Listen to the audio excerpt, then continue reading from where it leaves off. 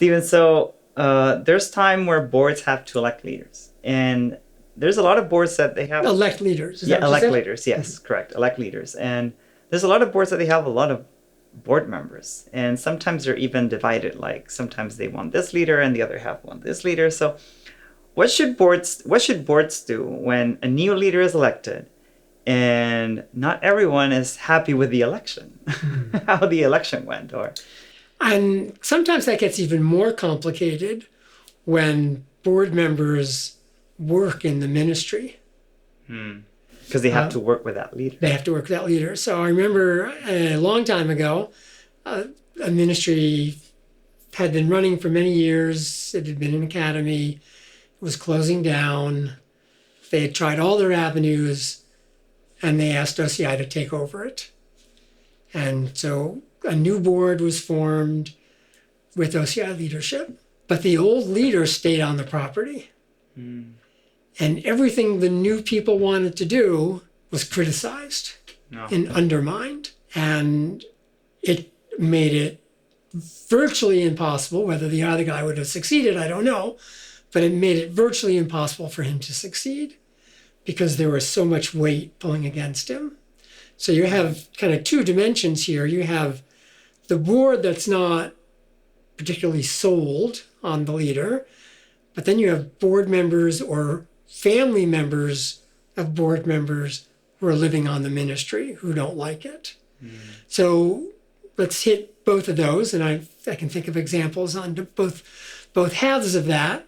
So for example, the one that I was just talking about that was given over to OCI, the academy, what I would recommend when a new leader comes into an organization, and particularly if there's some kind of turmoil that they're trying to resolve, that new leader gets the privilege, responsibility of choosing who he's going to work with.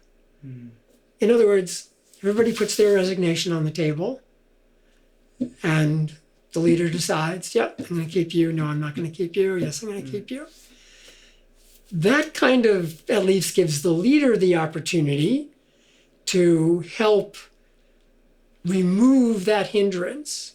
And I've seen it in several instances where board members who were working in the organization or had family members that lived there, they just continued to pull back and they criticized. Not that there wasn't anything to criticize. Trust me, there was.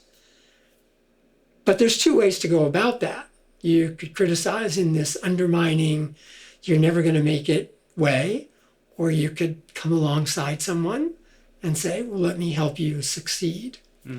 So that would be one really important thing, is that the leader gets the choice of accepting everybody's resignations and then deciding who they want and who they don't want. I could see that there would be difficulty with that. You have an academy, you got a bunch of kids or students, or you have a restaurant, you have a lifestyle center. Everybody's going to resign. You don't want your staff to feel uncomfortable, especially with a new leader, because you want to build trust. But in those rare instances where something dramatic needs to change, where there's going to be a very different shift, that's a really key part of it. On the board level, if you find board members who are just always pulling down the new leader, no matter who the new leader is, it's time to remove those board members. And that's a painful process, but having an open conversation and saying, we want to go this direction. Let's set the direction. And this is the way we're going. And if you're not getting on board, well, then maybe it's time for you to find another place for your energies. Thank you for your service. So those are difficult, painful decisions, but decisions that ultimately can bring long-term success to an organization. Thanks for the stories. And, I was going to ask you a question, because I think one thing is to talk about it in a way for others to learn. But when you were in those situations, was it easy to talk about that? Was it easy to take the decision to say, we should talk about this, or we should ask this guy to leave? Or So different people's personalities, different people are more or less comfortable with conflict. Fortunately or unfortunately, I'm fairly comfortable with conflict. Okay. So once I realize we need to have a hard conversation, I'm comfortable initiating it, because I realize my aim in the hard conversation is not to win, but to find a better solution. And maybe I'm wrong, and maybe I need to listen more carefully, but I'm not going to know that unless I'm really engaging with you. And ultimately, the board's going to make its decisions. So there are things a chairman can do, the chair of a board can do. There's ways of encouraging, but ultimately the board votes, and that's the way it goes. Okay. Thank you, Stephen. Pleasure. Reach out to us if you need help with your board. OCI is all about helping ministries thrive.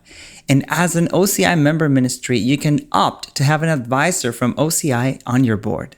Remember that board education is essential. Enroll right now to the Running Effective Boards with Stephen Gravener. Link in the description below. Remember to like the video, share it with others, subscribe to the channel, and ring the bell so you can get notified of our latest content. And write down in the comments below what topics you want us to discuss in our next video. Blessings, and see you on the next one.